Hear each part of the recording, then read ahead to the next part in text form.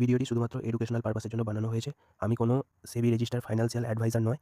কেউ যদি বাই অথবা সেল করেন নিজের রিস্কে নিজে করবেন। আজকের মার্কেট ভিউ আমরা দেখে নেব যে মার্কেট কি করতে চাইছে বা কি মুভমেন্ট দিতে চাইছে। তাহলে প্রথমে আমরা এখন সাপোর্ট জোনটা টেনে নেব। মার্কেট এই জোনটায় বারবার টাচ করে গেছে, তার মানে এটা একটা strong support zone, strong plus valid.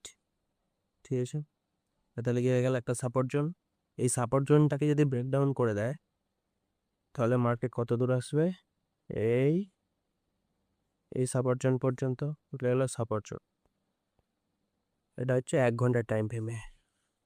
আর উপরে যদি কোনো জোন খুঁজি, রেজিস্ট্যান্স জোন যেটা আমরা বলি, তো যদি দেখি তাহলে এটা কি হচ্ছে, একটা স্ট্রং রেজিস্ট্যান্স জোন।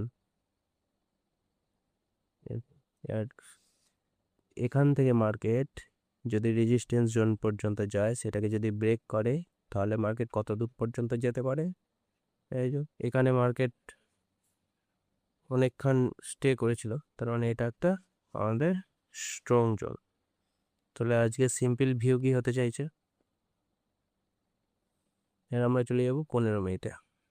15 মিনিটে কি হচ্ছে, এখানে একটা প্যাটার্ন তৈরি করছে। যদি আমরা ভালোভাবে দেখি, দেখতে পাবো যে এখানে একটা লেফট শোল্ডার, এটা হচ্ছে হেড,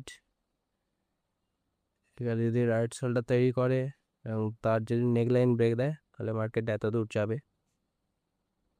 ঠিক আছে, এখান থেকে হালকা পুল ব্যাক নিয়ে যদি আবার এই রেজিস্ট্যান্স জোনটাকে ব্রেক করে দেয় তাহলে মার্কেট এখান থেকে আবার সাপোর্ট নিয়ে এই জোন পর্যন্ত যাওয়ার চান্স আছে।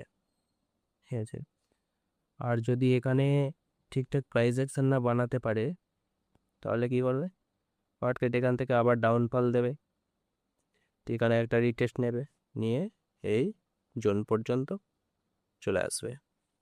মার্কেট এই জোন পর্যন্ত কি আসবে, আছে। তাহলে আমরা কখন এন্ট্রি করব, আগে প্রপার ব্রেকআউট হোক বা ঠিকঠাক pattern বানাক।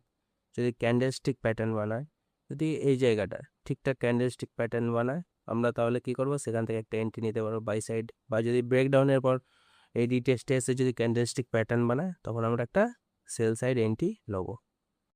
Thank you for watching this video. If you enjoyed it, please hit the like button and the bell notification icon.